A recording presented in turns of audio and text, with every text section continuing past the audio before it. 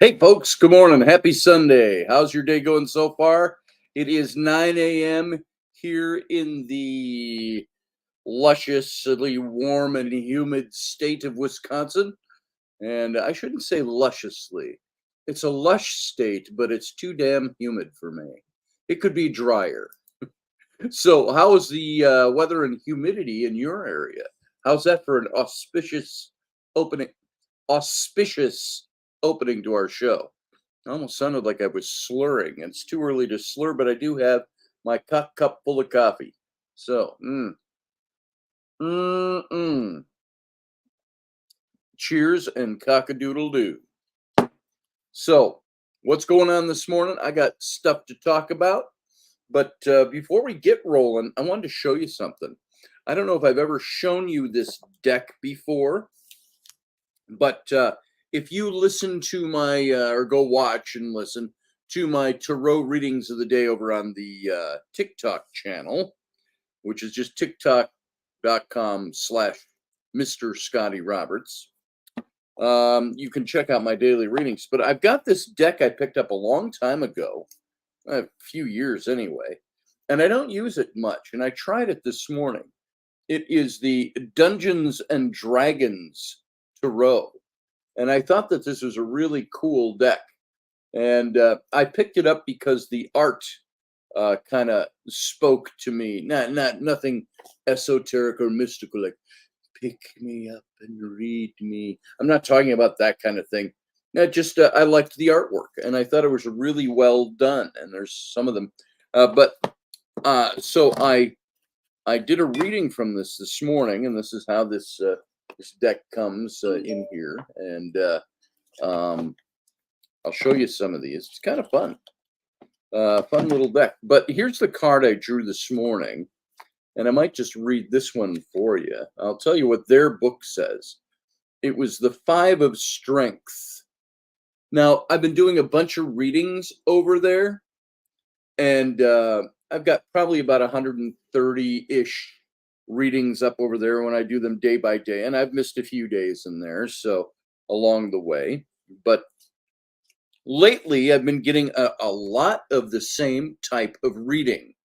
Not always the same cards, some of the same cards, shuffled, and you get other cards modifying them.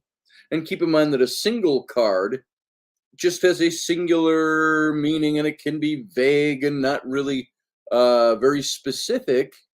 It's a concept, but you start putting other cards around them and it starts modifying it and it changes it a little bit.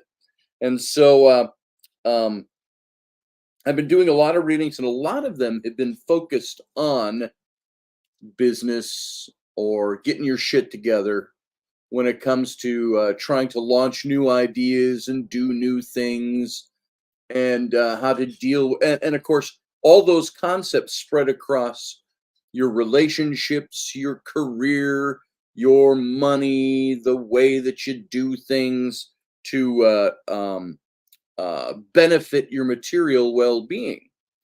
And so every day I get a little different card, and it's like I said again this morning. I did just a really short reading this morning, a couple of minutes long, and because I just did the one card. I usually do three cards for the day, and this one card kind of has built on top of a lot of those things that we've been talking about. How to achieve your goals, how to get there, how to do what needs doing and get done. Hey, Steph. I just saw Scotty in all caps and exclamations. Hey, Carlene and Susie Q. Good to see you all. And I saw Jason is here, JP. And Field Guy was here really early, but he can't stick around. He's got a funeral for his uncle to attend today. And I think that's all that's sticking up their heads this morning yet, even though there's a lot more of you listening. That's all that's in the chat room. Come on over to the chat room. You can talk if you want to. If you're in the chat room, we might do a couple of readings later today because I'm in that mood. But the neat thing about this tarot deck that I drew from, this is their version of the wands or the staffs, whatever you want to call them. It's the Five of Strength, and their suit of strength, they still have the major arcana, that's the same. but they're 4 subsuits. And I've even I had to pull out the book this morning and see, okay, what is strengths? Is that swords? Is it what? And I looked in their book, and here, pardon me, I got to put on my little cheaters, and because now that I've had the cataract surgery and they put a new lens in each eye, I'm like set. I can't even squint anymore. It's like, okay, I got to have them. They're like, well, we can give you a lens for up close or a lens for far away. And I said, well, give me the lens for far away, for driving, going to the movies, watching TV, junk like that, just regular life. I said, the up close, I'll just put on a pair of readers. So that's what I've got. I've got my regular glass, which are bifocals, and it's just basically a reader on the bottom that you can buy in the store. And actually, when I'm doing the tattooing and I get an illustrating, I get really close. The store readers are better than these. So here is how it breaks down for them. They've got the major arcana, but then they use for the sub-suits, the traditional suits of the minor arcana, wands, swords, cups, and pentacles are there. We've mapped the 5 suits, wand suits, to strength, intelligence, wisdom, and charisma. And you can actually, with this deck, apparently you can play a game with it as well. But it's a great little book. The book, you can see it's all done in color, and it shows all their cards and their meanings of them. They're very simple meanings. They don't go very deep. I like to go a little deeper than the superficial meanings. But this morning, when I drew the 5 of strength, which is this card right here, and I looked it up in their book to see what they said about it, even though it's supposed to correlate, excuse me, to the 5 of wands. It says, being focused totally on being in the moment to work together effectively, letting go of competition. That's what their meaning was. And then they, of course, they have these little things you can see way down at the bottom underneath everything with the little ampersand. They've got these gaming things. A traveling circus's giant spider has died, leaving its owner distraught. Can you get some good giant spider eggs for him to hatch? Okay, that's all D&D stuff. So I haven't played D&D in years, so we're not going to worry about that when we do a reading with these. But I thought it was interesting because this card came up and said, focus on getting the job done and get rid of the competition around you. Not get rid of it. It means don't worry about competing. Worry about focusing on what you need to have done. That was almost all the reading was this morning. It was pretty cool. But I liked this deck, and I just happened by it. I have some extra decks that are stuck on the top shelf of my liquor cabinet over there, and my adult beverage glass case over there. And I pulled these out, and Raini noticed them last night. Oh, she said, I remember these. And I said, I haven't really done any readings with them. So I pulled them out, and I was just going to show you some of them while we're here. It's like, okay, I got to do the glasses thing again. Here's the page of charisma. And I think this is equivalent to the page of cups, charisma. And you got, here's from the major arcana, the judgment card, which we kind of refer to as the resurrection card. And you've got the Queen of Strength. This is the Queen of Wands here. I'm trying to see, because I would see my monitor, and I'll make sure that I'm actually not holding them in the light so you can actually see them. So I like these, and I like the way they're put together. I like the look. Here's the High Priestess card right here. There's your High Priestess. And the art is pretty good on these. They're kind of fun. This is the 10 of Wisdom. And I think wisdom is the swords in this, if I'm not mistaken. And Here's the 8 of charisma. Now she's working on a sword here. Maybe charisma is swords. I got to figure it out. But there you go. So anyway, that's some of their deck. Very interesting, very good looking cards. Great artwork. The 10 of strength. So there, that's swords. No. That's wands again. And there's a sword in it. It's Dungeons and Dragons. What do you expect?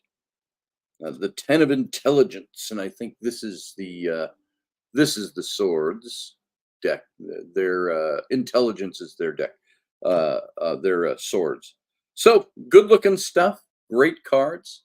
Maybe we'll do a couple readings from this today. Let's see where we go. I'm feeling in a pretty good mood for it, and sometimes that governs it for me, being in the mood.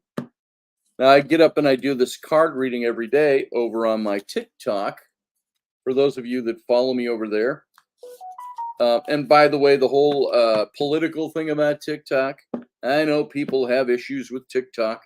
I don't. It's free speech. Just don't mess with it. Even if you think I know there's China and this and that, you know what? Let them read my tarot. So I don't care. So if they're gleaning information from the general public off of that, you can get that off of TV. They can get that off of radio. They can get that off our tapping our phones, listening to our conversations. So TikTok is just a way they wanted to eliminate it. So it's party politics is what it is. So there you go. That's my thinking on that for the day. So there's tarot. There's that tarot deck. Maybe we'll break these out in a little bit, and we'll read from. I'll just read them from the book too, because I got to get used to what their strength and intelligence and wisdom and charisma suits are all about and how they all line up. So we'll look into that in a little bit here. So I also have this. I picked this up for a couple of bucks at Five Below. Maybe I paid $5 for that. But I've got a little mini Constitution here. If you don't have one, why not? This is your country. I got this little mini pocket version of the Declaration of Independence and the Constitution of the United States. It's thin, slides into your back pocket, so you can carry that around. Like some people, Baptists carry around a little New Testament. Americans, you can carry around the Constitution and the Declaration of Independence, which I didn't get to on my 4th of July show, which I didn't. Well, I had a 4th of July show. Scotty, you got them wound up in your post. Ain't that the truth, Carlene? Yeah, there's a couple of people on all I did was put up that picture of Trump that said, not a perfect man, but perfect man for the job. And man, am I got people coming out of the woodwork on that one. And I've even got people who have declared themselves, they're Republicans or conservatives or whatever, and yet they hate Trump. They hate anything Republicans do, and they love Biden. And it's like, come on, guys. Get with it, be honest. And they don't really have anything substantive, that particular person. So it's just quips and jabs and stuff like that. It's like, hey, if you're going to talk, give me some substance. Tell me what you really think. Not nice try. I get that. Nice try. Oh, stuck in my Constitution. I don't know why it's in there. Card for, I've mentioned him before, my friend, old friend, Leon Stanzalone. He is, I've met him on the rendezvous circuit. And he knew Ruben Fasthorse very well. And Ruben knows him. And Leon Stanzalone, Lakota Life and Existence, Living History and Traditional Lifestyles. That's him right there. So he would erect this huge teepee out there. And very traditional, very cool stuff. And he's a big man, too. He's 3 inches, 4 inches taller than me. Leon Stanzalone. But that's inside my Constitution here today. There was something else that came out of here, too. What else did I have in here? Oh, it's a fortune from a fortune cookie. What does it say? This fell out of my constitution. Mistakes are the portals of discovery. So said my fortune at some time many moons ago, and it ended up inside of here. I got a couple of different things in here. What the heck? All kinds of little things tucked in the of my constitution. Anyway, let's do this and enjoy this. Stick around and listen to this. I like to do this every 4th of July, and we didn't do it for the 4th of July show, but I like to read the opening of the Declaration of Independence. And hold on here. Let's find it in here. Why? Because what did we do on the 4th of July? It was signed in on the it was ratified on the 2nd of July, and then presented for ratification on the 4th of July. The Declaration of Independence goes like this. Hold on. I'm just going to call it up on here. It'd be easier to read than on that little tiny book. Hold on. Declaration of Independence. All right, all of yous, listen to this, because it's fantastic. You ready for this? Did you have to memorize this for school like I did?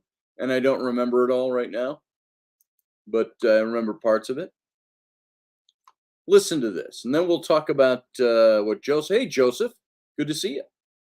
Welcome to the show. That ABC sit-down Biden did the other night did more harm than good for Biden. Ain't that the truth? It just keeps piling up, doesn't it, Joseph? Here, let's read this. This will take about 5 minutes, and let's dig into some stuff. In Congress, July 4th, 1776, the unanimous Declaration of the 13 United States of America.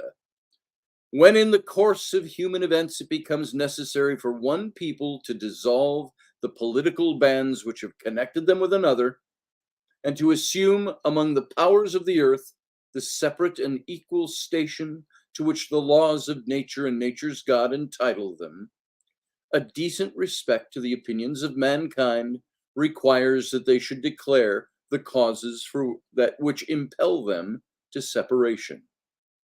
We hold these truths to be self-evident, that all men are created equal, that they are endowed by their Creator with certain unalienable rights, that among these are life, liberty, and the pursuit of happiness, that to secure these rights, governments are instituted among men, deriving their just powers from the consent of the governed. Get that? Governments are instituted among men, deriving their just powers from the consent of the governed. That whenever any form of government becomes destructive of these ends, it's the right of the people to alter or abolish it, and to institute new government, laying its foundations on such principles and organizing its powers in such form as to them shall seem most likely to affect their safety and happiness. Now, by the way, let me make a note here. In all that, Carlene, you just mentioned it a little bit ago, that big thread that was going on over on my Facebook because I put up the picture of Donald Trump, and everybody wanted to rip into this and that and the other thing. And I don't, in those cases, I don't usually let people go and get away with just ripping. I like to make some common sense out of things. Sometimes I just, after a while, I'm like, hey, you know what? If you're going to keep up on that vein, I've said all I'm going to say. If you're going to attack people, I'll make you go away. But somebody said something, it might have been George Mercado, who comes into the show every now and then. I think it was George, but I'm not positive. He mentioned something about the January 6th riot that everybody's calling an insurrection. And because people are like, and you can tell that people don't know what the hell they're talking about when they keep talking about Trump trying to lead a coup or an insurrection. Um, and I think it was him or whoever said it, said something about, well, look at the J6 stuff and look at the response of the people. Wasn't it the right of the people if they have a grievance and that grievance is not heard by our own Declaration of Independence? Isn't that what we did with England? Whenever any form of government becomes destructive of these ends, that is, and that comes right after, governments are instituted among men, deriving their just powers from the consent of the governed, that whenever any form of government becomes destructive of these ends, it's the right of the people to alter or abolish it and to institute new government, laying its foundation on such principles and organizing its powers in such form as to them shall seem most likely to affect their safety and happiness. Now, it goes on from there. But about the J6 stuff, he was saying, didn't they really have the right to express themselves that way? Well, go on in the Declaration of Independence, see what it says after that. Prudence, indeed, will dictate that governments long established should not be changed for light and transient causes. So right there you have a definition of what this rebellion was about. It's not for a light thing. It's not for a transient cause. It's not for the cause du jour, the cause of the day. That, okay, now I want to abolish our system of government. I want to abolish the Supreme Court of the United States because they didn't rule the way I think they should have. And then, 20, 30 years down the road, you're going to have a different court comprised of different people. And then the other side's going to say, they didn't rule the way I did. Let's abolish them. Well, there's only one side that wants to abolish, and there's a side that wants to abolish the Constitution because it no longer functions for them.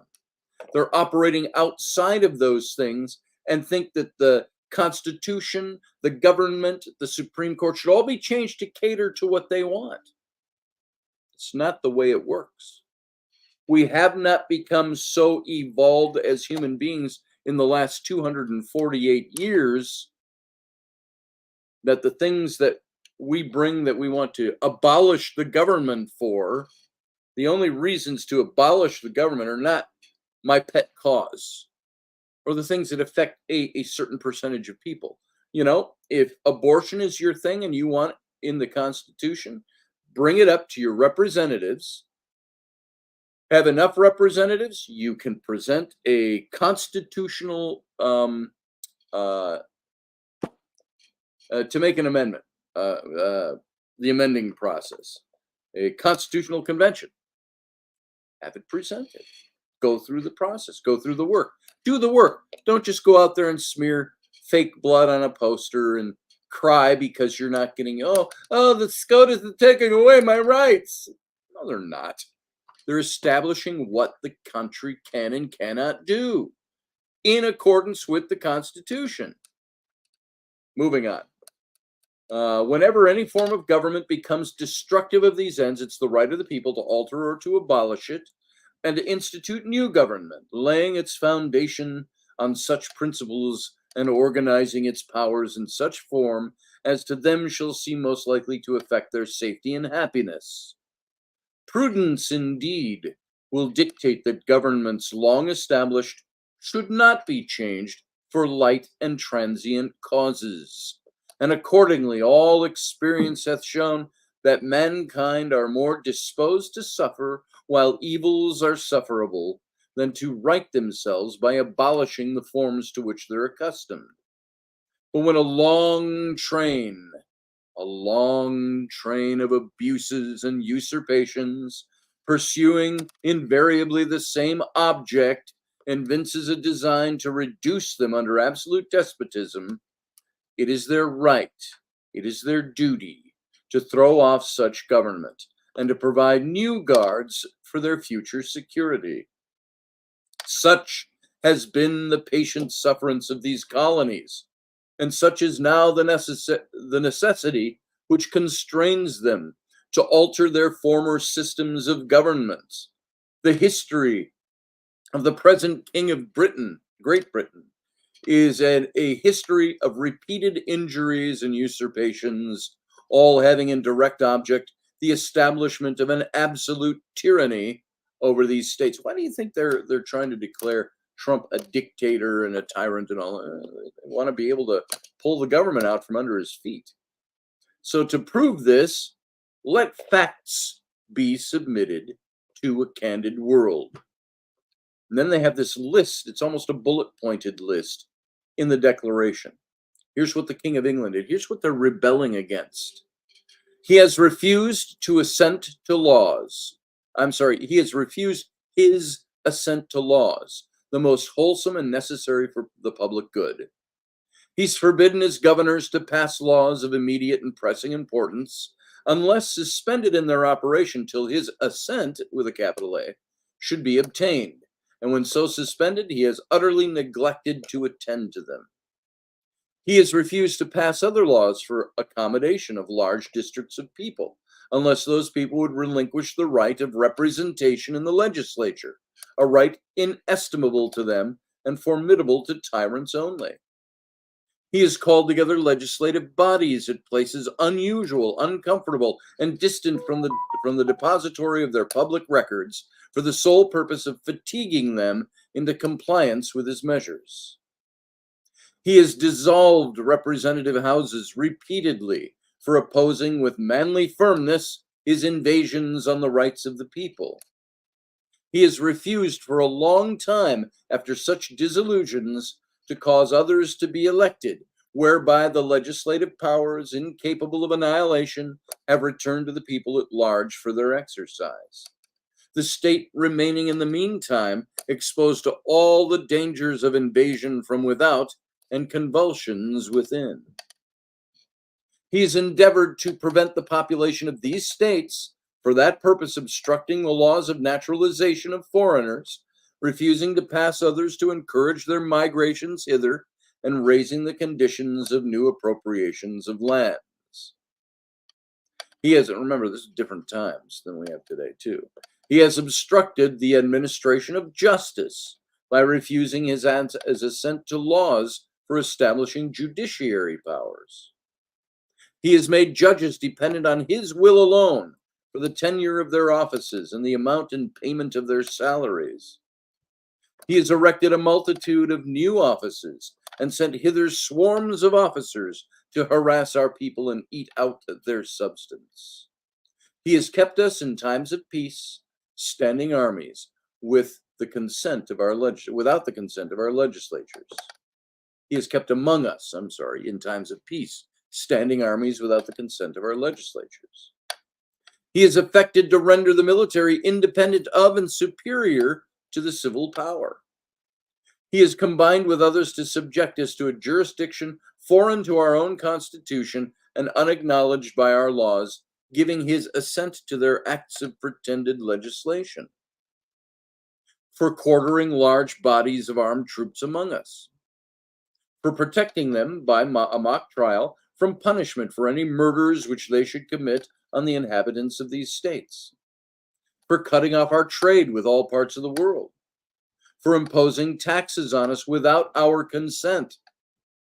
For depriving us in many cases of the benefits of trial by jury. For transporting us beyond seas to be tried for pretended offenses. For abolishing the free system of English laws in neighboring province, establishing therein an arbitrary government and enlarging its boundaries so as to render it at once an example and fit instrument for introducing the same absolute rule into these colonies. For taking away our charters, abolishing our most valuable laws, and altering fundamentally the forms of our governments. Governments, plural, the states, the independent states. For suspending our own legislatures, again, plural, of the different states. For suspending our own legislatures and declaring themselves invested with power to legislate for us in all cases whatsoever. He has abdicated government here by declaring us out of his protection and waging war against us. He has plundered our seas, ravaged our coasts, burnt our towns, and destroyed the lives of our people. He is at this time transporting large armies of foreign mercenaries to complete the works of death, desolation, and tyranny already begun with circumstances of cruelty and perfidy scarcely paralleled by the most barbarous ages and totally unworthy the head of a civilized nation. He has constrained our fellow citizens, taken captive on the high seas, to bear arms against our country, to become the executioners of their friends and brethren, or to fall themselves by their hand. He has excited domestic insurrections among us and has endeavored to bring on the inhabitants of our frontiers, the merciless Indian savages. There is a word that's been wanting to be changed, but you got to keep the perspective of context of the day. That's what they called them back then. The Indian savages, whose known rule of warfare is an undistinguished destruction of all ages, sexes, and conditions. So, and Reuben Vasshorst talked about that particular point himself, but it had a different meaning 250 years ago. In every stage of these oppressions, we have petitioned for redress in the most humble terms. Our repeated petitions have been answered only by repeated injury. A prince whose character is thus marked by every act which may define a tyrant is unfit to be ruler of a free people. Nor have we been wanting in attentions to our British brethren. We have warned them from time to time of attempts by their legislature to extend an unwarrantable jurisdiction over us. We have reminded them of the circumstances of our emigration and settlement here. We have appealed to their native justice and magnanimity, and we have conjured them by the ties of our common kindred to disavow these usurpations, which would inevitably interrupt our connections and correspondence. They too have been deaf to the voice of justice and of consanguinity.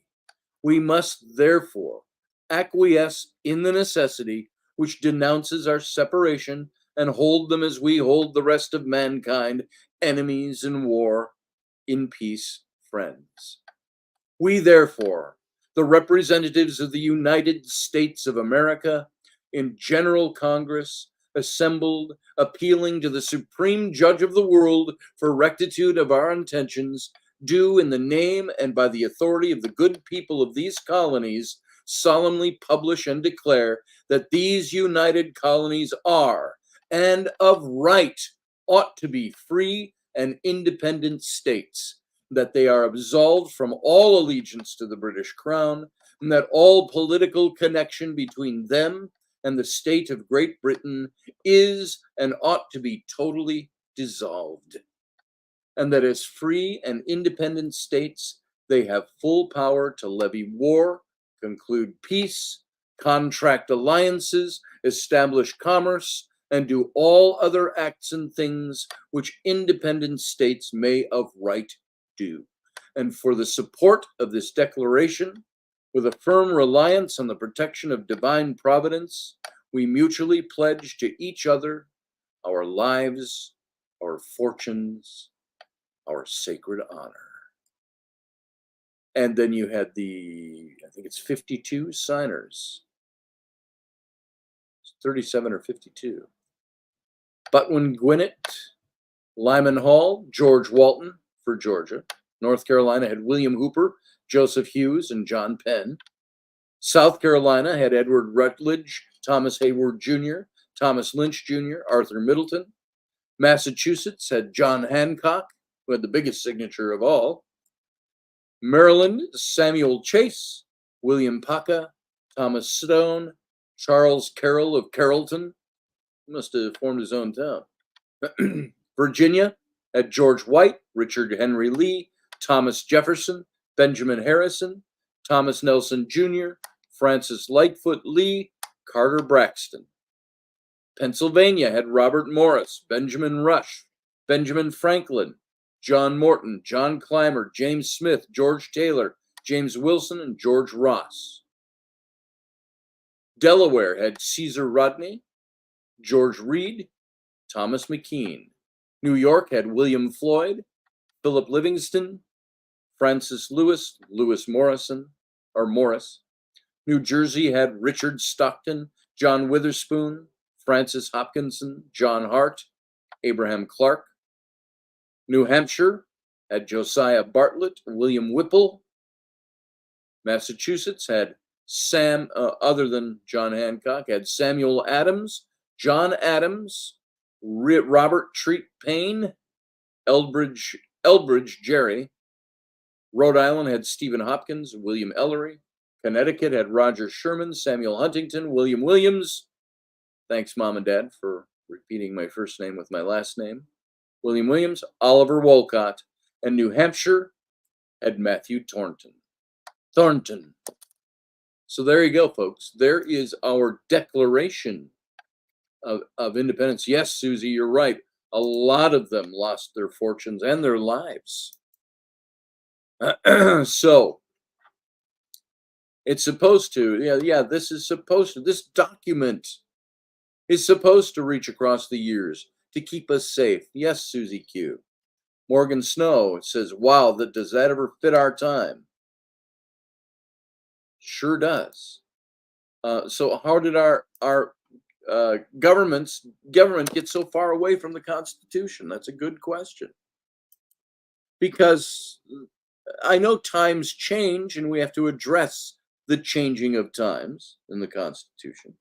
I wanted to, you know why I picked up this book the other day? We were at Five Below with my kids, and I happened to see this on the book stack, and I thought, wouldn't that make a great now and then series to start going through the Constitution and going, hey, do you know what this means? Let's talk about this for a show.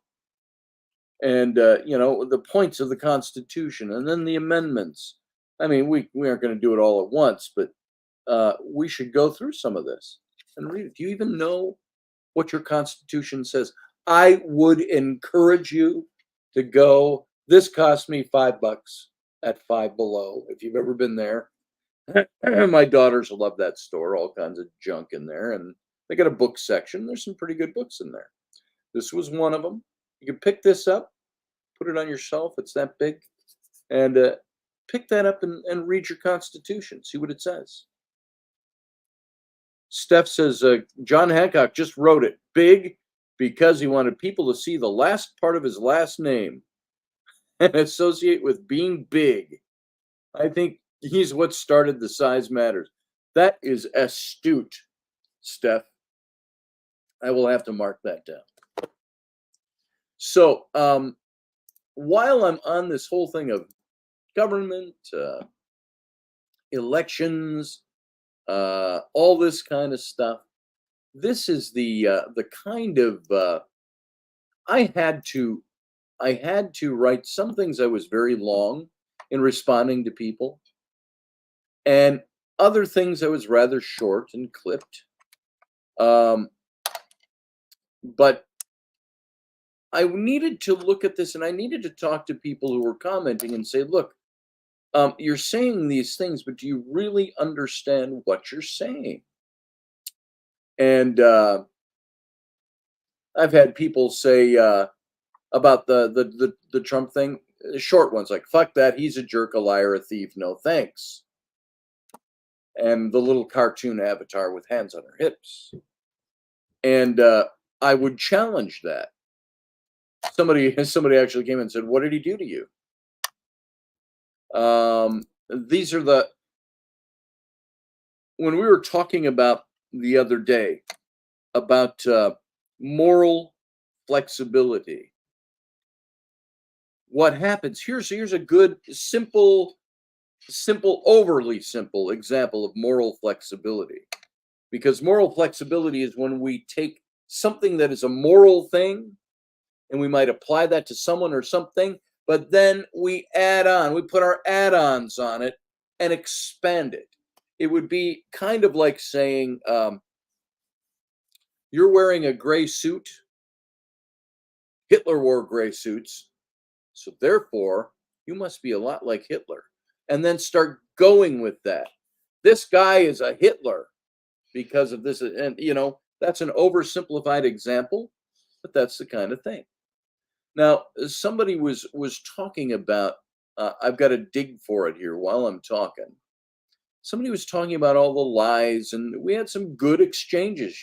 Good debater, and she had a lot of things to say. I didn't agree with a lot of what she said, but because I felt that she was doing the moral flexibility thing about Trump, and so I wanted to see.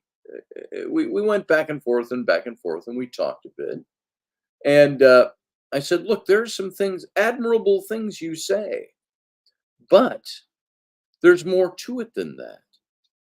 And let me, these comments get so buried within. There's a on this post I put up. He's not a perfect man, but he's perfect man for the job. 199 comments on it, and it's pretty evenly spread out between supporters and non-supporters. But the non-supporters are they're vehemently opposed to anything Trump. And I've got to see if I want to find this little exchange. Um, because I think it's important with this particular person. I had somebody come in that's an author and an illustrator that I don't know well. I bought one of his books and I thought it was really well done. And his only response about my post was, "What a despicable piece of trash." And I joked around. I said, "I'll try not to take that personally, and I do disagree with you." And he said something else along the way of, "If you see anything worthwhile in Trump," he didn't say the name Trump, but anything worthwhile in him, then you and I have nothing in common. And I said, "Oh, we do have a lot in common. We're illustrators, we're writers." I said, "You and me both." I said, "We write books that question things. And we question the nomenclature of religion. We question a lot of different things." I said, "We don't have to agree on our philosophies."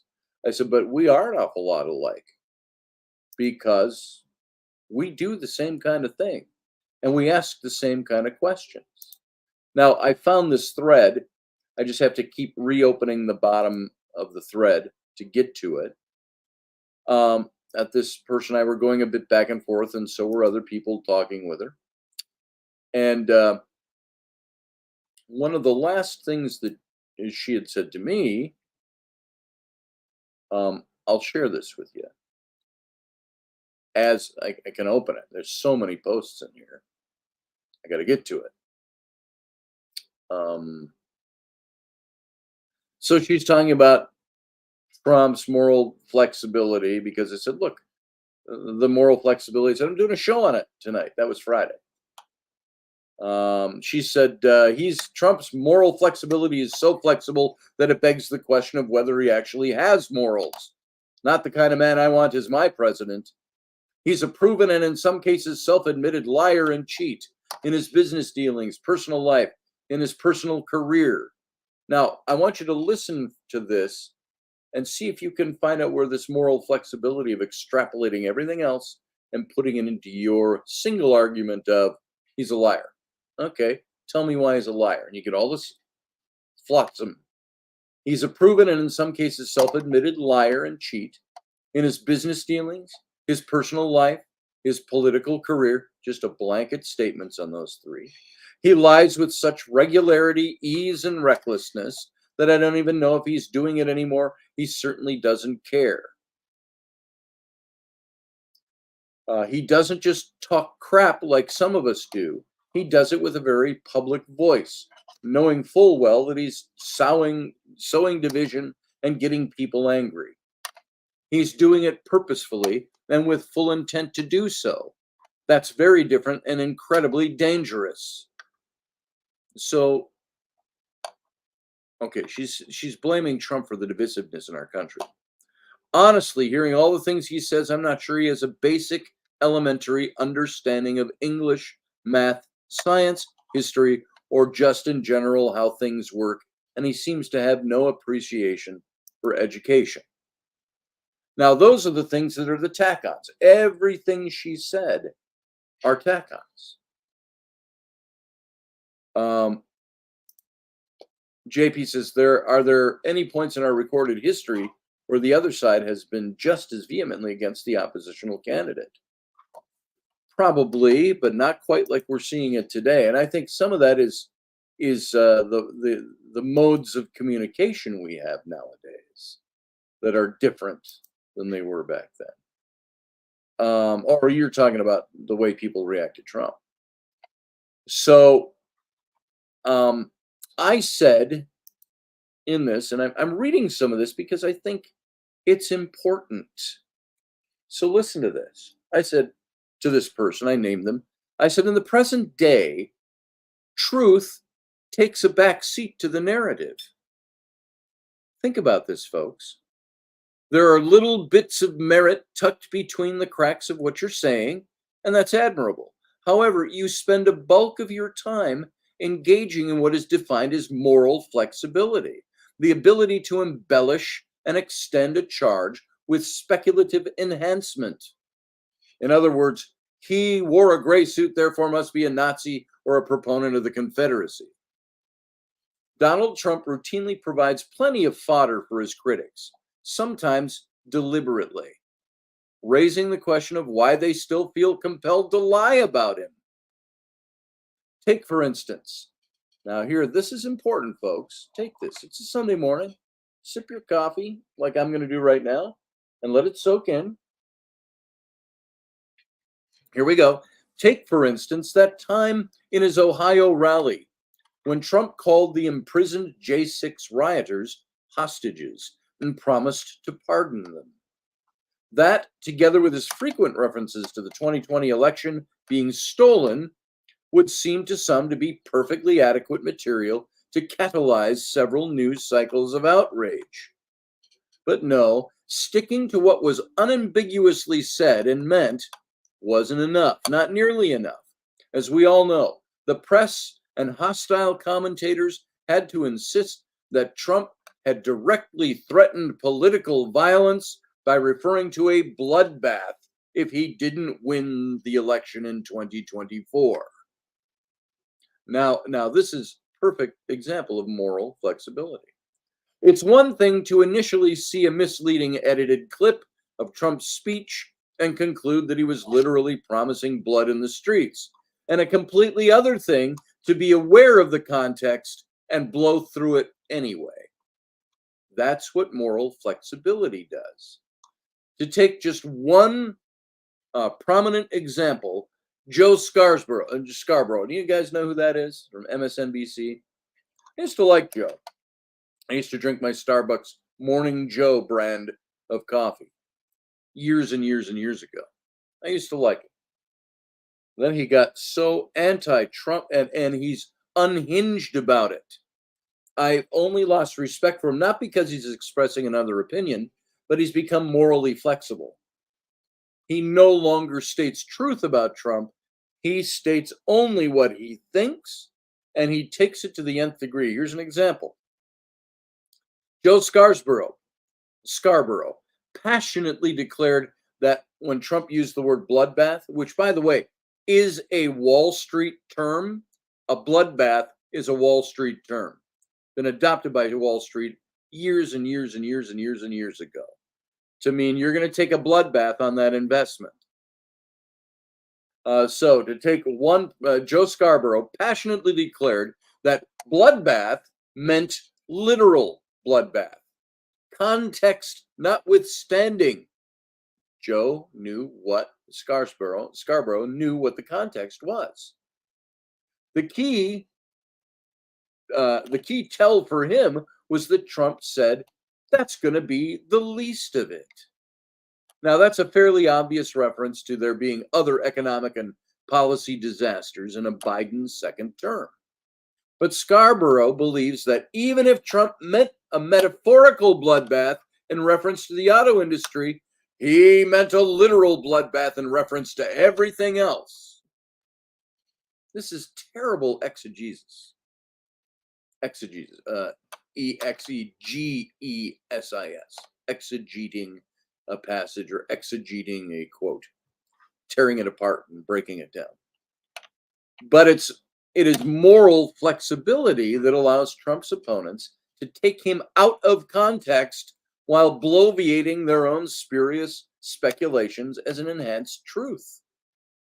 So, why does this happen? Why can't Trump's enemies hew to truthful critiques of him? Part of it is just sheer partisanship. He's not the guy I want because he's of the other party. I'm going to do whatever I can to try to blow him up. Now, the Biden operation pushed out the idea that Trump was promoting violence. And a lot of commentators were going to go along no matter what, because it was the party they supported. More fundamentally, there's a belief among Trump haters that he must be a Nazi, and everything that can be used to portray him as one is fair game, and indeed fully justified. There was a Yale historian, and I only didn't name him when I was writing this because it wasn't worth the time.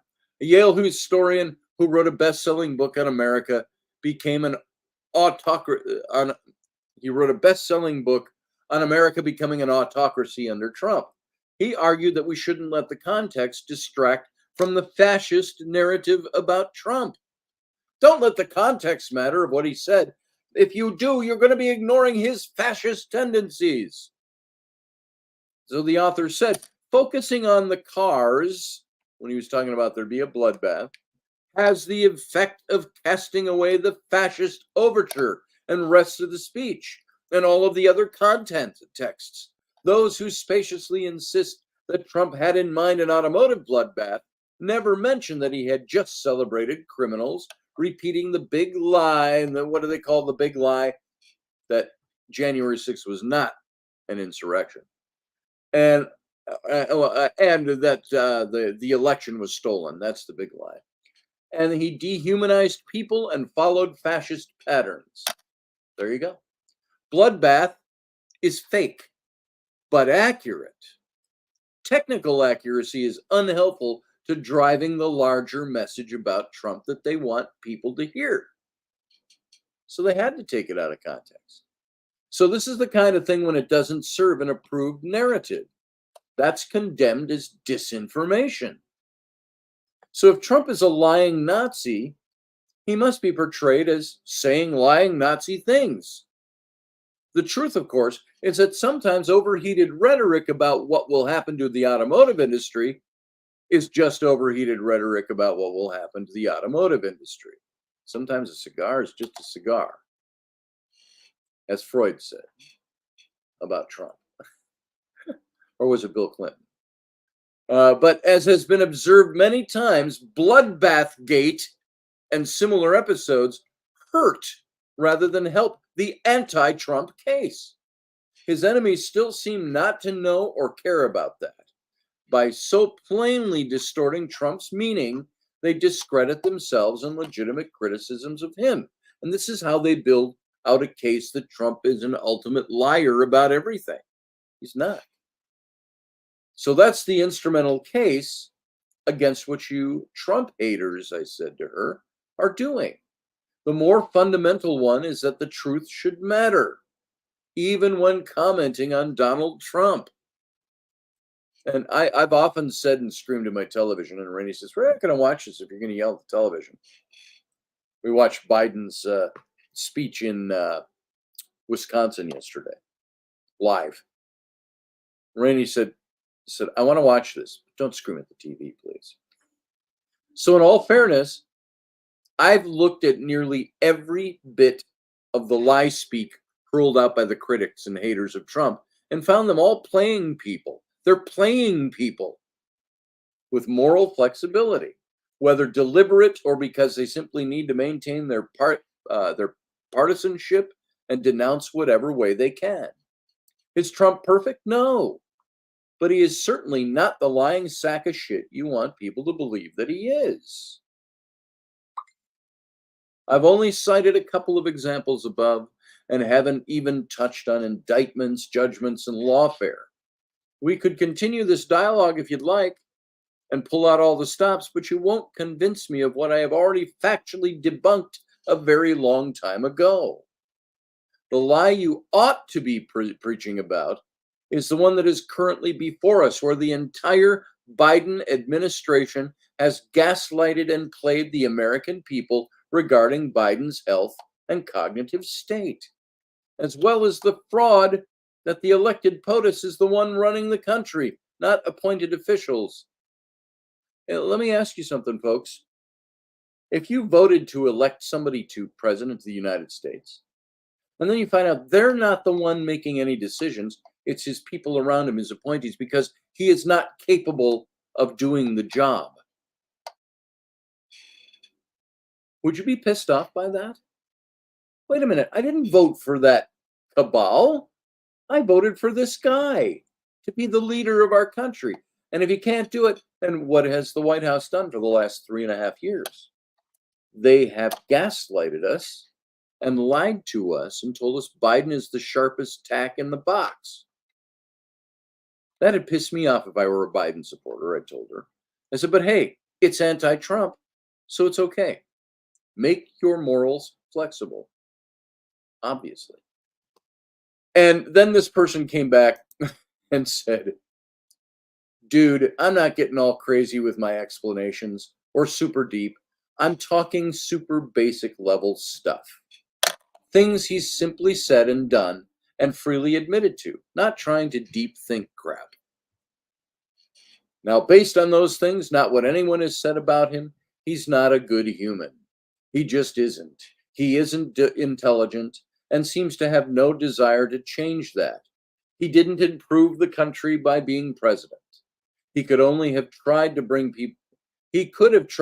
people together and build bridges, but instead he sowed division and burned bridges left and right. I got to tell you something on that point, which I didn't make with her. I could build a lot of bridges with my kids by giving them what they want, by acquiescing to every time they want money, giving them money. Every time they want to get away with something and letting them do it.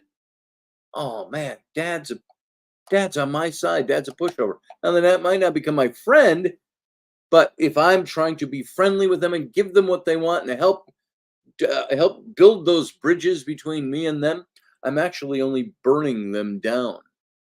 I'm doing a disservice to my kids. Now that's a parental-child thing, so it's a different thing. It's maybe a weak example. But the idea is that a real leader comes in and says, no, this might hurt a little bit. Didn't Obama say that? Don't we all have to tighten our belts? And we all have to, which he didn't do, but he told the American people they had to do that. So building bridges between people, there's going to be some people that hate whatever you do. How do you build a bridge with them? You go, look, we're doing this for the betterment of the country. You've got to at least acquiesce to that, even though you're not getting what you want. So when this person says to me something about he wasn't building any bridges, he didn't do anything. Yeah, he did. Just didn't do it for maybe your particular mindset or your political philosophy, or maybe even the political philosophies of a bunch of people.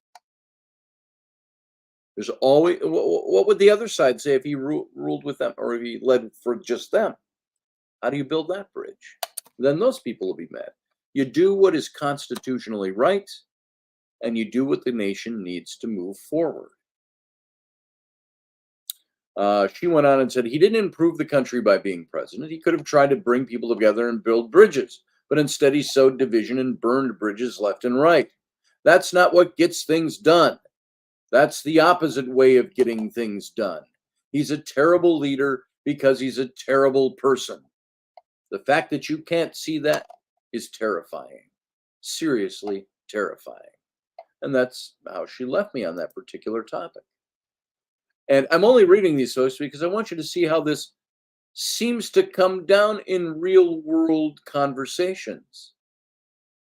And I said to her, as to kind of help wrap this thing up, I said, look, you're right about that one thing. I do not see him as a terrible person. Over the last few years, I have likened him to, and you've heard me use this illustration before, I've likened him to Thomas Becket. famous drinking and carousing playboy pal of Henry II of England, about 1,000 years ago. Back in the day, I put. And when Henry became king, he asked Thomas to take over as Archbishop of Canterbury. Henry wanted a political ally in the position so he could control the church in England. Becket refused, but Henry finally commanded it. So once Becket took the office, he poured his whole heart into being the archbishop, selling his goods, giving up his playboy ways. He began resisting Henry politically and religiously, and eventually Henry had him assassinated on the steps of the Canterbury Cathedral. Now, some say, historians will say he may not have ordered that, but his own court took it that way and took it upon themselves to have him executed. And he had quite a hump to get over, by the way, Henry II, to try to make amends for that with the people. He had himself whipped by the monks and the priests at Canterbury Cathedral on the steps of the cathedral to show his penance. Even went that far, and it was quite a beating they gave him. But I see Trump in that light, like a Thomas Becket. Not a side-by-side perfect analogy, but certainly a former playboy billionaire who loves his country and wants to do whatever he can to bring it back to its former glory. We can all debate about what the great is in MAGA, but I think it doesn't take much to see through the morass if we stop cleaving to our biases. I don't think Trump is the epitome of evil incarnate. He is definitely a strange duck, and he has definitely been a successful businessman. Just a strange duck. Just look at his hairstyle. He's been definitely a successful businessman, despite bankrupting 5 of his 500 plus companies over the last 40 years. I threw that in because that's always, whenever you say Trump is he bankrupted most of his companies. No, he bankrupted 5 of his companies out of 500 plus that he's owned. That's 1%. That's a pretty good record. So I said, I know there are ideologies where you and I differ, but those are all matters of opinions and preferences. We still can respect each other for wanting and pursuing what we believe is best. It's all a big political pendulum that swings slowly back and forth. We're here to maintain the best balance possible. And I ended that with, we've given you a republic, madam, if you can keep it. Ben Franklin. So there you go. That is my take on these things.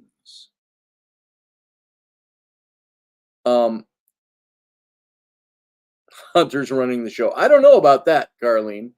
I wouldn't doubt it these days. I'm looking back just through your comments here. I see Andrew Speck says, look how many were friends with Trump.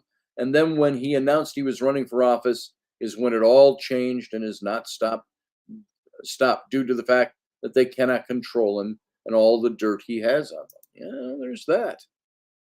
Do you believe that? Everybody liked Trump in this country. Yeah, some go, he's a putz, he's a this or that, but before he announced to become president, everybody liked Trump. Trump was this kind of cool phenomenon in New York.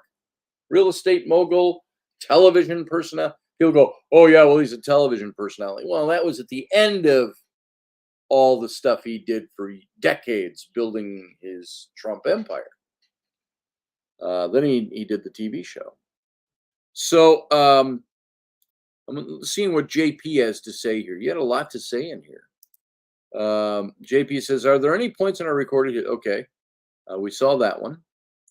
Then you said it would be interesting to see what would happen if the U.S. pulled a CCP move and banned or heavily filtered internet influence from outside countries. Not that I agree with actually doing that, but it would be interesting to see the fallout of that, wouldn't it? I agree. But rather as an experiment in determining just how much is outside influence versus homegrown. There's some truth to that. He says, first known usage of the term bloodbath was in 1814 and was in reference to the primary definition listed in the Merriam-Webster dictionary. What does Merriam-Webster say? Bloodbath definition. I've got the Oxford, an event or situation which many people are killed in a violent manner. That's been updated because that's not the original. Let's see. Merriam-Webster. Let's see what they have to say. A great slaughter, a notably fierce, violent, or destructive contest or struggle, a major economic disaster. See, these have all been updated. They update according to agendas.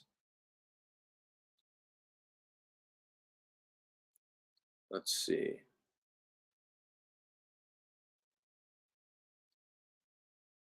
They didn't have much clarity on that. So that's the new Merriam-Webster.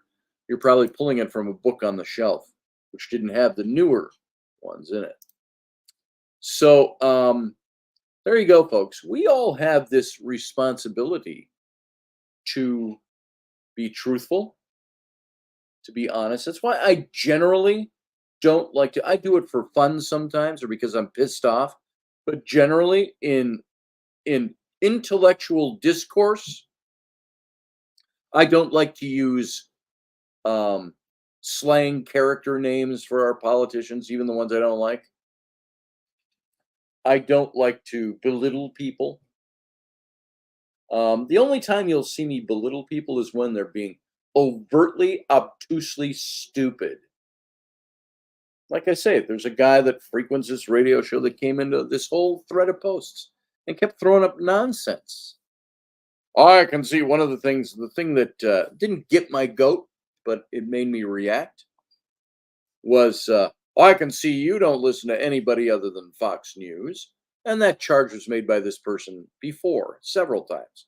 And I'm like, dude, I've talked to you about this before. You're bringing up that same charge when I've spoken to you personally about this more than once and told you where I source my stuff. I said, if you're going to continue this, even though we've talked about it, even though I've set that record straight for you, but you're going to use it here, being morally flexible because you already know it's not true, but you're stating it to sway the thinking of the other people writing here.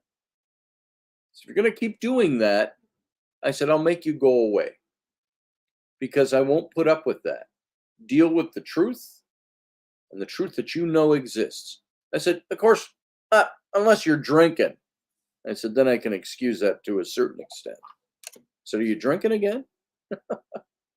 Yeah, that's it, JP. Let's find an old Merriam-Webster off a bookshelf.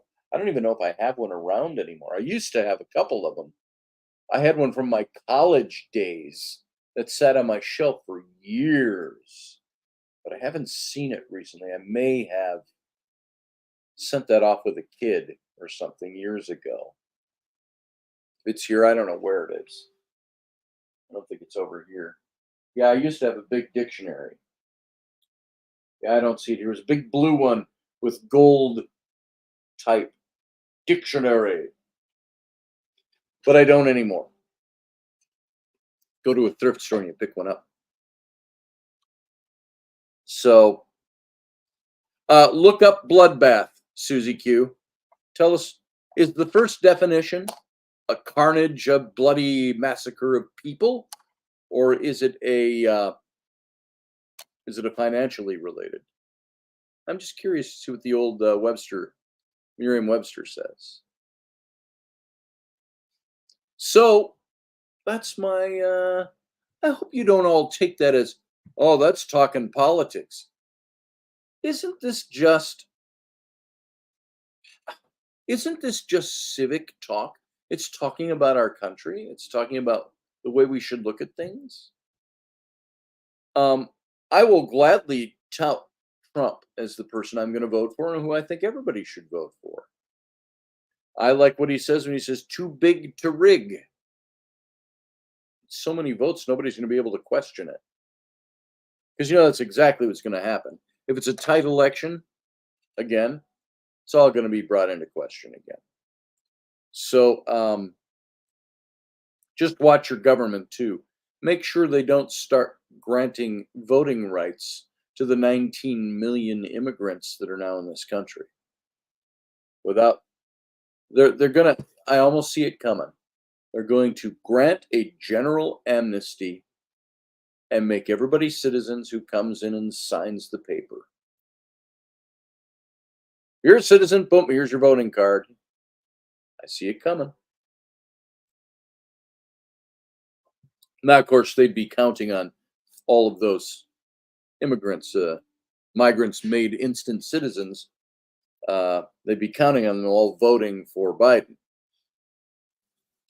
Well, he made us a citizen, so they think, he's worth. But can Biden do that? Can he circumvent the process?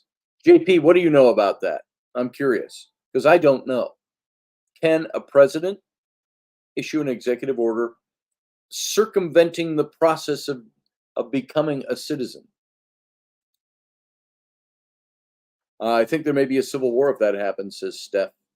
Steph, yeah, you might be right.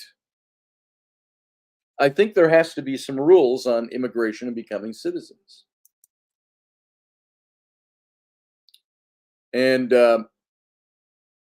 we already know that this president and this administration is not above circumventing the Constitution. He's circumvented the Supreme Court on his student loan stuff. Yeah, I won't go quietly either, Steph. It's starting to get to days where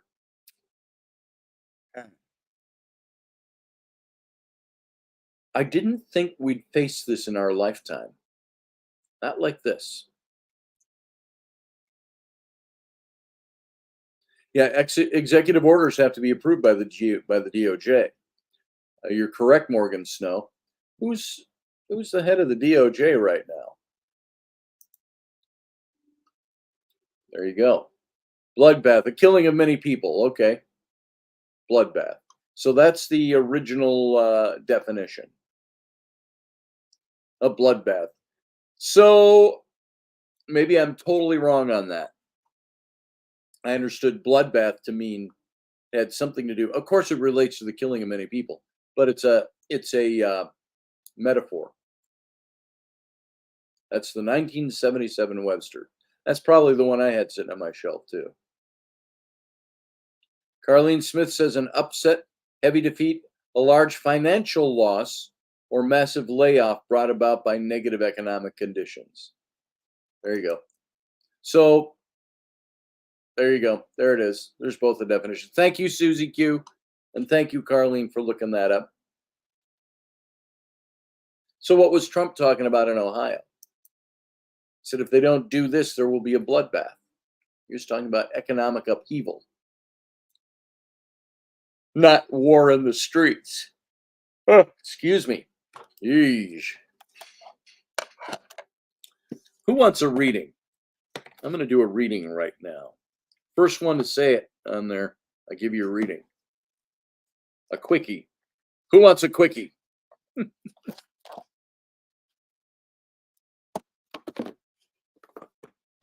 Cards. Who wants a quickie? I would, says Morgan Snow. Boom. You're first. I'm going to shuffle these up. I'm going to use this little book to go by too. Their book. I'll do one for Susie and Steph. Yeah, we'll do a few of these. Let me just shuffle these up a little bit. I can't shuffle them the normal way because they're too big. So I got to do it this way. The way I shuffle, I'd have gotten shot at a gambling table, a poker table back in the cowboy days, back in the old West. These cards are marked. I don't like the way you shuffle. So let's just do it this way, and we'll see what we end up with. All right. And this one's for you, Morgan. Let's cut the deck. I'm going to pull one card. Now, I don't know all their meanings on this with this particular deck. I'm using the Dungeons and Dragons because it's cool. The Dungeons and Dragons Tarot. And they've got their own breakdown and their own definitions of certain cards for the minor arcana. So I'm going to read what they have to say here. Here we have. Wow, I had pulled this card out earlier to show it to you, and after all that shuffling, it's got the High Priestess. You've got the High Priestess card. Let's see if we can get that without the light shining on it. The High Priestess. Now, what does that mean? That's Major Arcana, so it's going to mean the same thing as the other decks. But I want to see what they say. You can write. When I was doing my own tarot deck and designing it, there were meanings that I also put in that were a little different, vaguely different, as I had seen some of the practical use of the cards. Let's see. Major Arcana. Hang on. The Fool, the Magician. I think the High Priestess is next. Here you go. Very simple definitions they have here. The High Priestess, accessing your intuition and tuning into the source of feminine power is what that card means. And it literally is a card that says you have the ability to root out the hidden knowledge, to seek the intuition, your deeper intuition about things. That there might be things even kept from you that you have to uncover. So it's all about uncovering things, finding out what's really going on, and you're going to know by your intuition. This is the card of the divine feminine, which means you're going to rely on that intelligence and that intuition that comes with being a woman, being feminine. And this can even apply to guys. It's just you're using that energy. So there you go. This is just a single card, Morgan, but it's saying you are, what's it mean when you pull up a single card like this? What's that mean? It means that you are in a position to tap into this energy.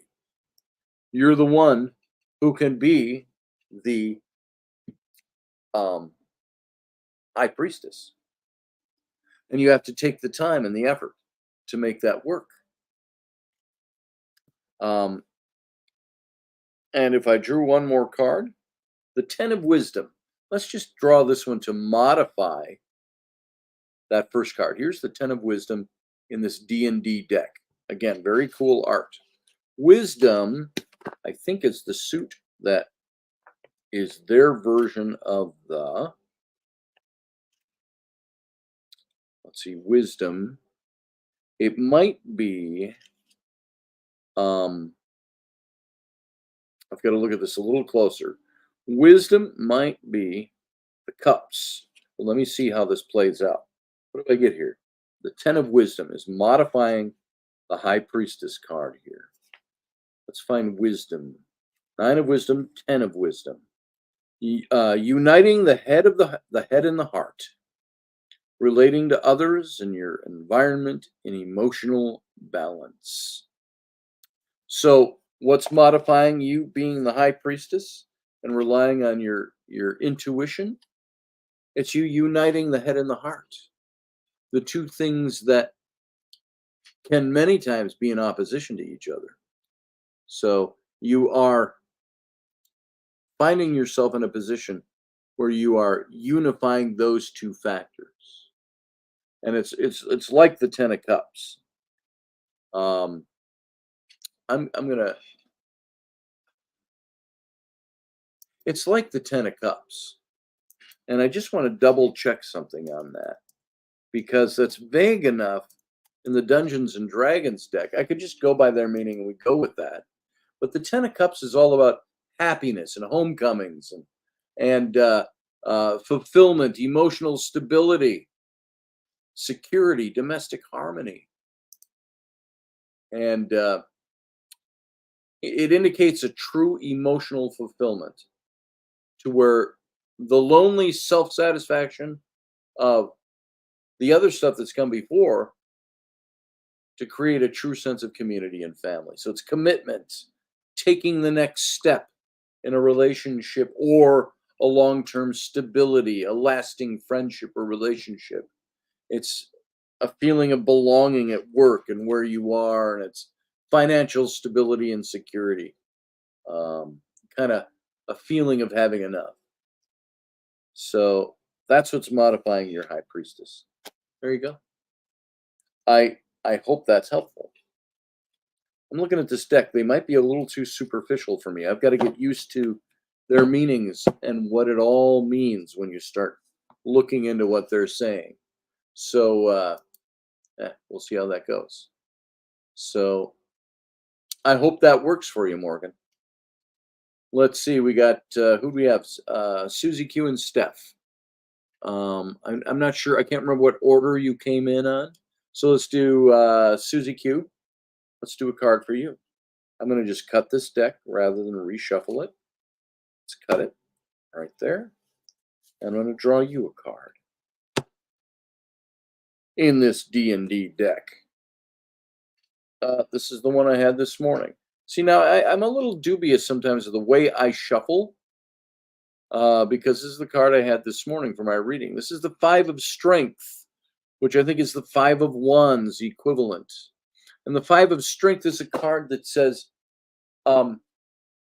whatever you got going on, Susie Q, whatever projects you're working on, things that involve you, the things you're investing your emotions into, it says it's a good time to stop worrying about competing with somebody else and to join forces if you need to do the things that need to get done.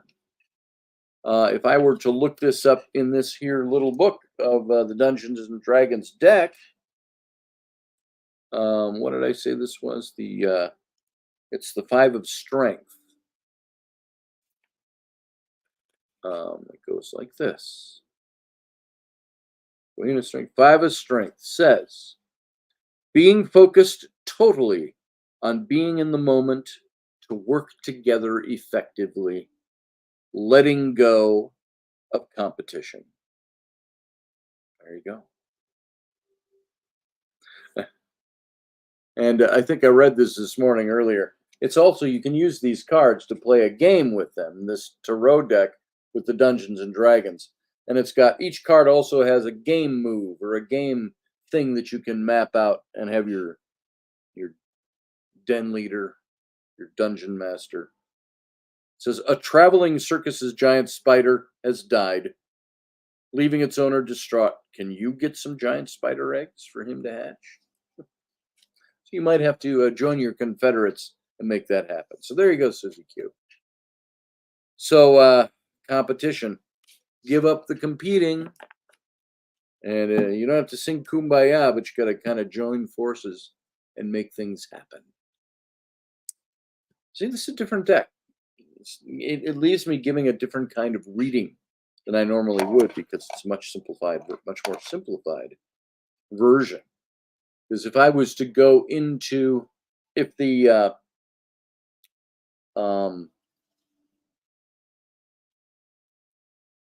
Strength is the wands in this deck, it doesn't actually spell it out.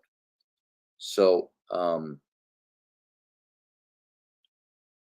it just lists that we've mapped the traditional suits of the minor arcana, the wands, the swords, the cups, and the pentacles to abilities within the game of strength, intelligence, wisdom, and charisma. So I have no idea which one of those suits stands for which. It doesn't just come out and say it. So I am thinking that strength has to do with wands, because that's the order they put them in. And so if we go to, the 5 of Wands, and we look at what the 5 of Wands says, let's see how that correlates with what this one just said.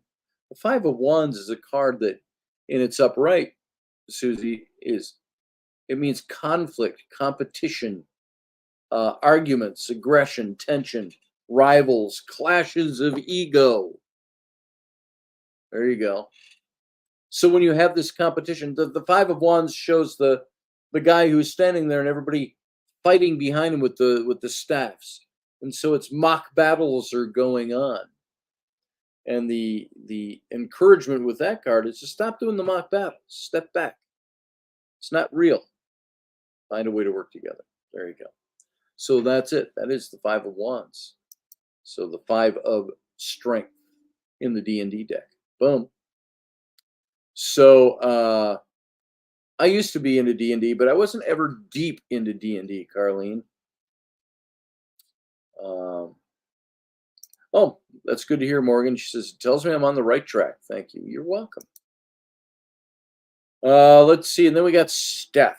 Steph, let's see what your card says. I'm going to just cut the deck for you. Let's pull a card for Steph.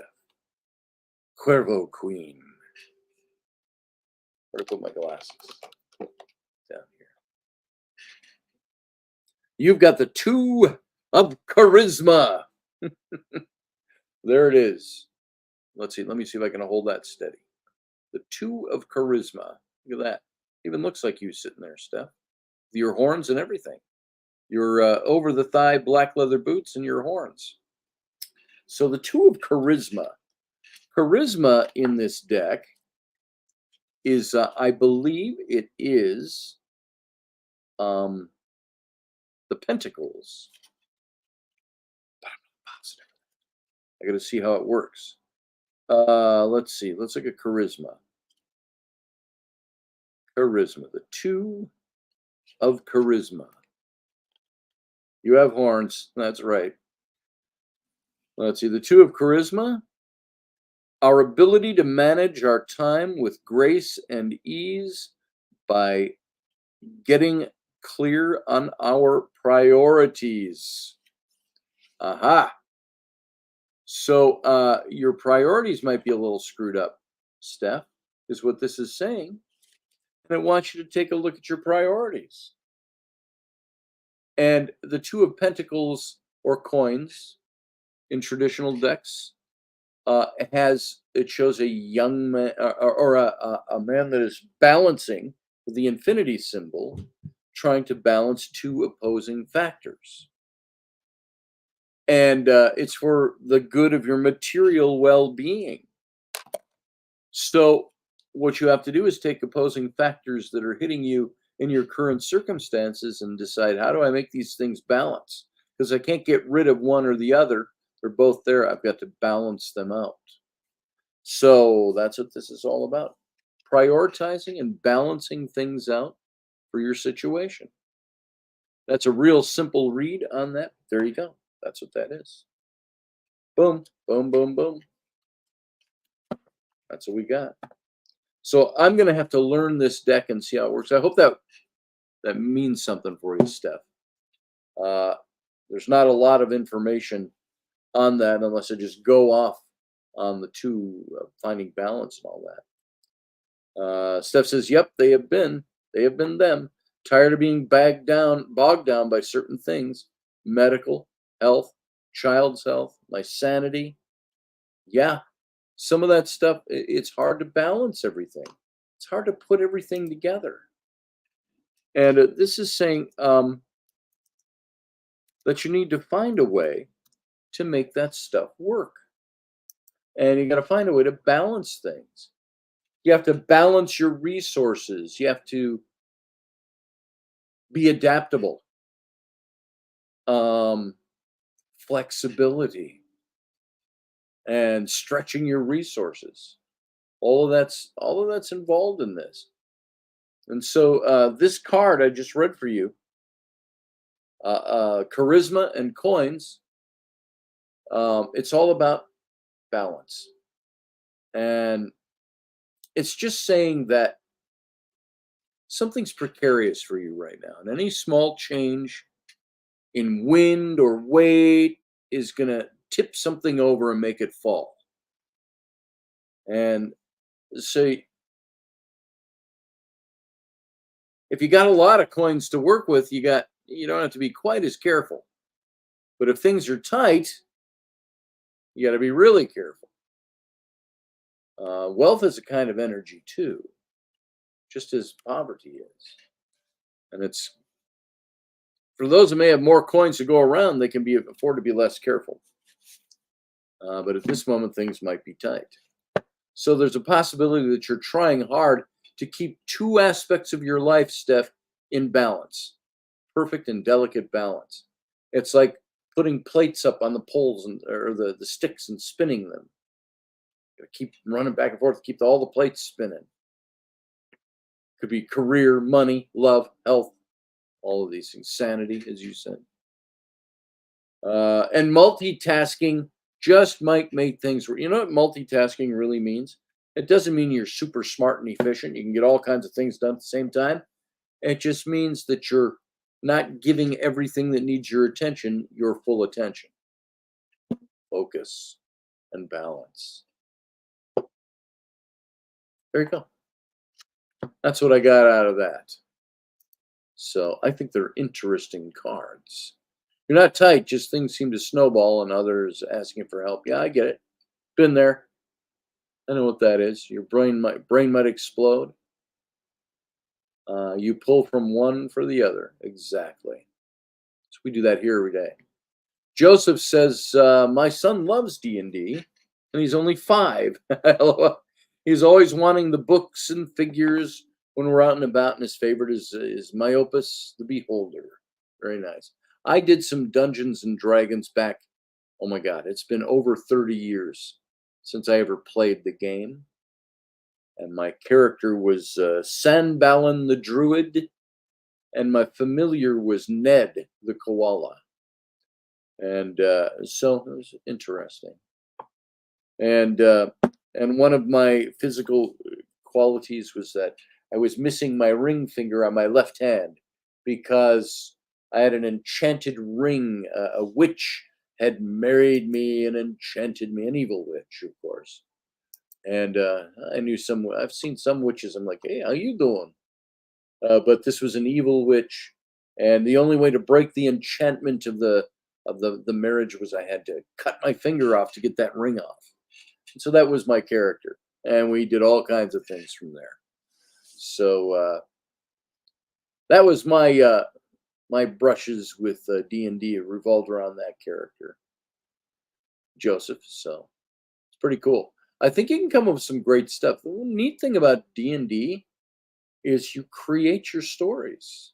You've got certain guidelines to go by in the books and all of that stuff. The dice, the element of chance. But there's some fun stuff you can do. You can come up with some good storylines. Yeah, I'd love to get into playing it too, Joseph. But I have no clue where to begin and how to begin. I think you just start. You get a beginner's book and just go. Or you find people that play it and you just join them and go, hey, can I join? I want to learn how to play this. I am sure in your town, I don't care what town you're in, all you got to do is put out some feelers. Go to a comic book shop and ask them, where can I get involved with a D&D group? And they can probably tell you.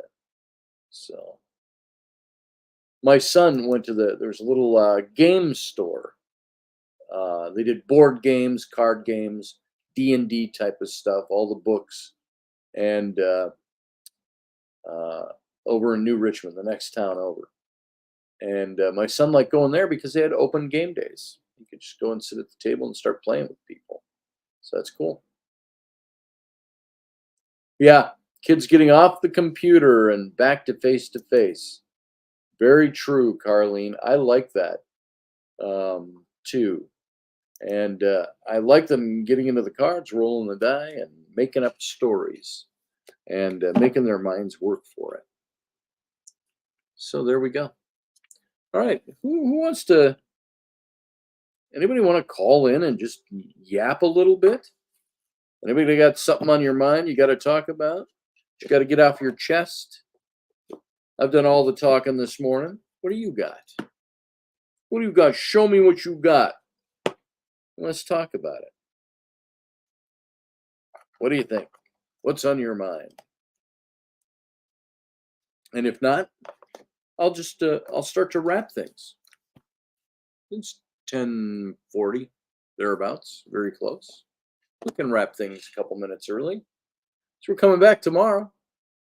You're welcome, Steph. Um, hey, you're welcome, Joseph. It can be time consuming. I think if you play um, Dungeons and Dragons, I don't know if you can play that solitarily, individually, alone. I think it's meant to be played with other people.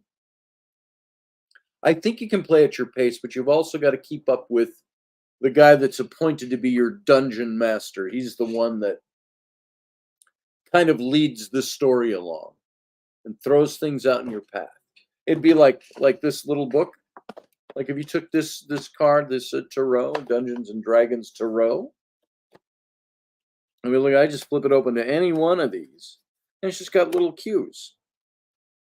You know, you find a magical sword. Roll 1d6, 1 die 6. 1 to 3, it's a blah blah blah. Okay, I don't. I'm not into all the 4 to 6.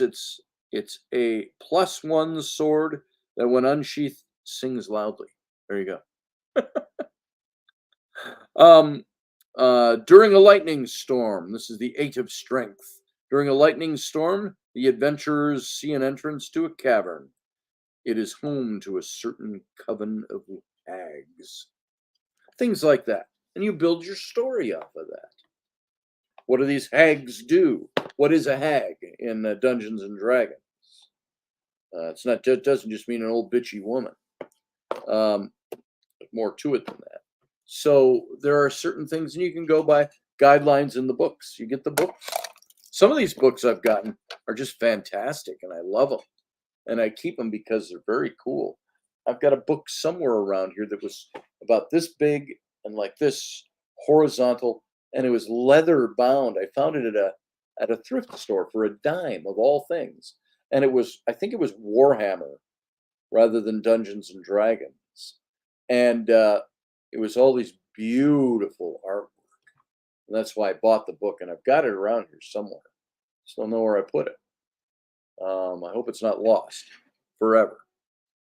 Dungeon masters sounds like gods. Yeah, something like that. They're kind of your story masters, Sarah. They're the ones that have the basic story they want you to follow. They may set goals for you, and then everything else is the day to day, game to game, hour to hour, however long you play. I've seen some Dungeons and Dragons games can last forever, and they just keep going and going and going. So I think it'd be fun to get with my old friends and pick up Sanbalin the Druid and her and his. Well, they're divorced, so not him, but because we befriended the woman in this divorce. He was kind of a dick, but it turns out did dickish things. Let's put it that way. And so I would play with her again in a heartbeat. I don't even know if she probably still does it. And she's not much younger than I am. But, yeah, if you want to truly start a war, you play Uno. Ain't that the truth? See, I had an Ogham reading last night that was kind of interesting, says JP. Well, JP, let's do a card for you then while you're here. Are you okay with that? Let's do a card. It's awfully simple, this deck. Let's do a simple card. I'm just going to, here, pick your card. Pick your card, just reach in one and grab one. Oh, that one? Okay, we'll go with that. JP's card. What did I get for you? The spirits, the universe has spoken. I got one for you right here. The 9 of strength. And strength again was what? Strength was the wands, I do believe. It's your inner strength is what it's talking about. And strength means, by the way, the deck. Hang on, I want to read what it means in here. What this suit stands for. It's in the beginning of this little tiny book. The minor arcana, strength. It says here, the strength cards, this suit signifies your physical ability to move and change your environment. It's also your passion, your creativity, your inner resolve, and your heart. And these cards show seekers that they need to take action and focus on their inner strength to bring about change in the world. Okay, that's what the suit of strength stands for in this D&D deck, which is fairly parallel to everything you get from your Rider Waite to your traditional decks. Here is your 9, of strength. Pretty awesome looking card. I love the artwork in this. So your 9 of strength goes like this. I just want to read what the D&D book says. So it's right here in this little book. 9 of strength, finding the wellspring of resolve to push through hardship. A test of faith is what this means. And by the way, and if you're playing the D&D game with this card, evil from a haunted house has begun to blight the village farms in the valley below.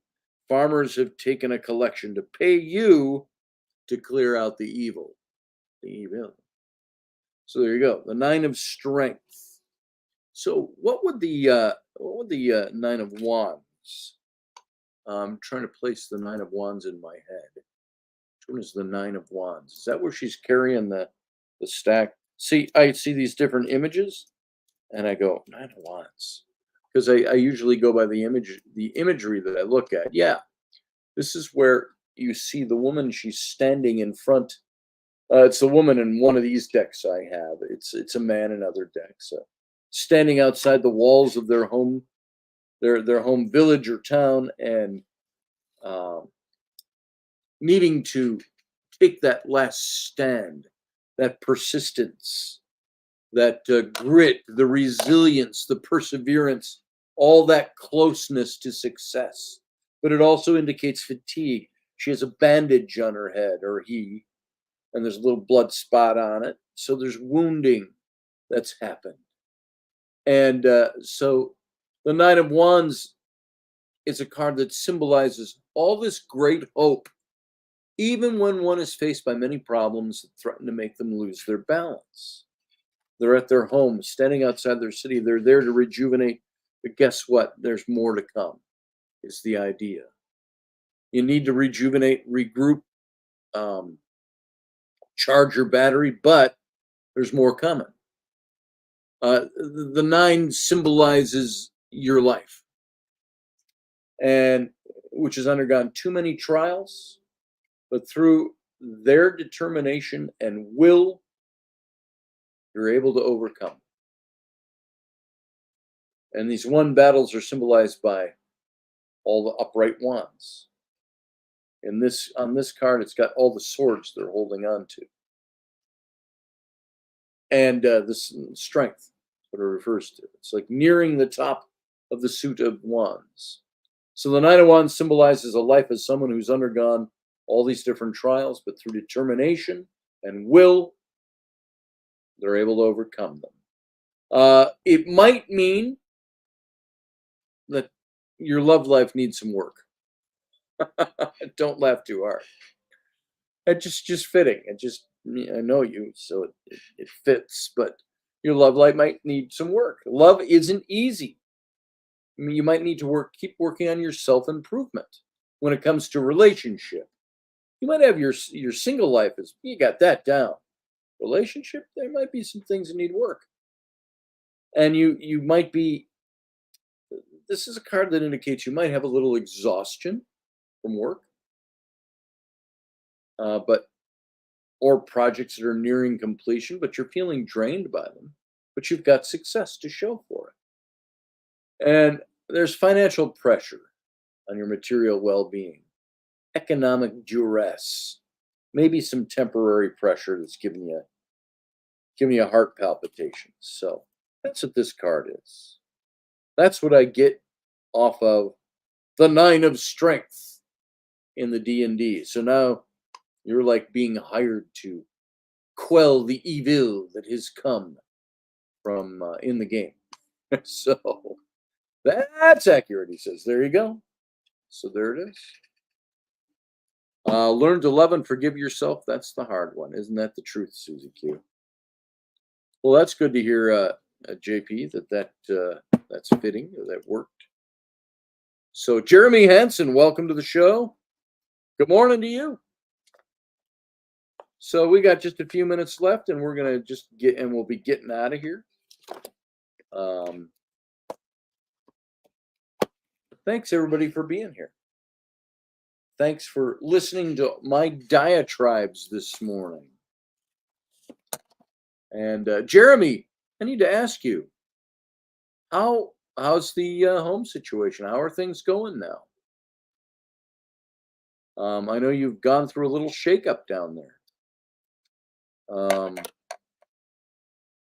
First Sunday off in 2 months. Man, I hear that. So it's good to have work, but sometimes you need a little bit of something to rejuvenate and recharge the battery. Let me see, Jeremy, if you don't mind.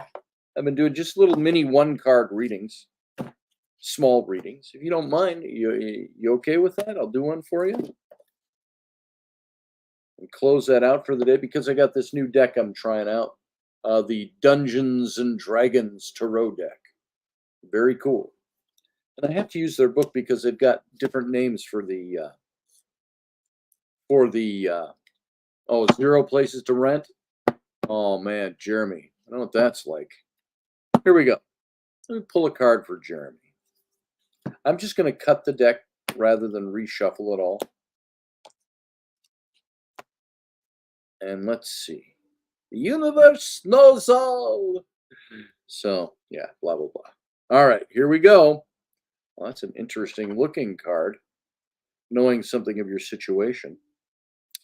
This is the Knight of Wands, the equivalent in the D&D deck. It's called the Knight of Strength. Oops, and there he is. Think of whatever situation you're in right now, Jeremy. And pardon the ink in my fingernails, tattooing. The Knight of Strength. This is the card of you right now today. What does the Knight of Strength say in the D&D book? The D&D Tarot book say Knight of Strength is this little tiny definition they have for it here. The Knight of Strength, going full out and not looking back. Following your gut, doing what it takes to make it happen. That's what this card says. And if you were playing the game with this deck, the game move says, the adventurers find a standing stone or a sending stone. I don't even know what that is in D&D. On the other end is someone who is in deep trouble and is pleading for help. That's the move. That's the move, the maneuver for the Knight of Strength. Now, if I were to look at the Knight of Strength as the Wands, which is really what this is, it's the same card. It's the Knight of Wands. And what does the Knight of Wands say? This is about being courageous, about being energetic, about being charming, the hero, the rebellious, hot-tempered free spirit is what this card is about. In his relationship, it's about this being a fearless, courageous lover. There you go, Jeremy. That's you and Maya. You can look at Maya and go, I am a fearless, courageous lover. Maybe. And it's difficult to commit to rash and erratic elements of relationship. So you're all about the stability. And in your work, this is all about your passion and your energy for your work. You have to make brave decisions. You've got brave decisions to make that are coming up. Possibly new business that's favored in this card. And there could be, this is good. I always hate these kind of predictions with cards, but this card stands for the possibility of a sudden influx of money. that you use your finances for transitioning. All the knights are transitional cards. In some of the decks, they're like the Rider Waite, they're all on horseback. They're all going places. They're doing things. They're transitional cards. This could be that your material well-being is best served by transitioning to something different, expanding your horizons, moving possibly physical to a different place. It's fitting because of the situation you're in.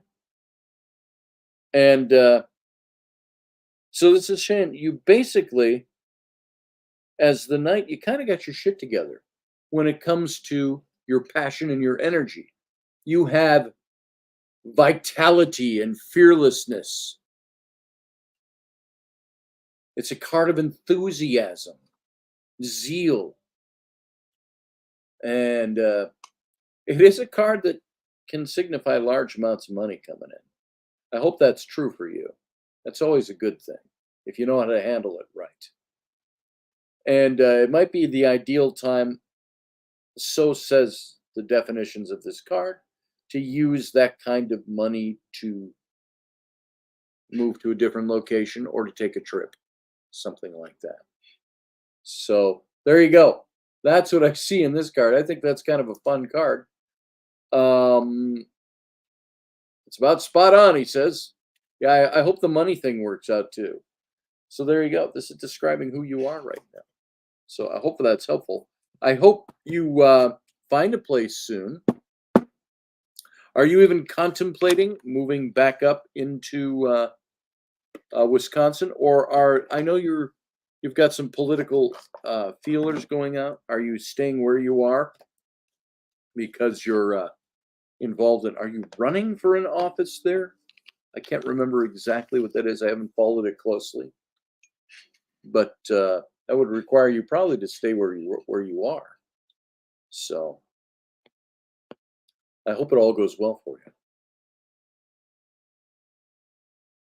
Depends where we can find a doctor for my daughter. Oh, okay. I understand that. I get it. Well, you come back up to Wisconsin, you're a lot closer to Rochester in the mail. You might have somebody there. So, or I get it. I'm not offering solutions, I'm just saying things. So, hope it all goes well. I want to keep up better with you on that. We'll talk more later. All right, everybody. It's about 5.5 minutes to the top of the hour. So we're going to call it for today. I'm done. I'm going to go eat. And, my wife would love to be home in Wisconsin. I'll bet. Jeremy, I'll bet. Especially when you're going through stuff, it's always good to be around the people that you love. So, all right, let's get out of here. Thank you, everybody, for being here. Thank you for your time. Thank you for listening to me with all of my stuff today. My blethering about life and politics and government and all of that.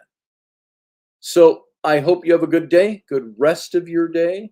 Tomorrow being the first day of the week, I really hope that you are going to have a great week starting off. I know I intend to. So all of you, have a good day. We'll see you on Monday night.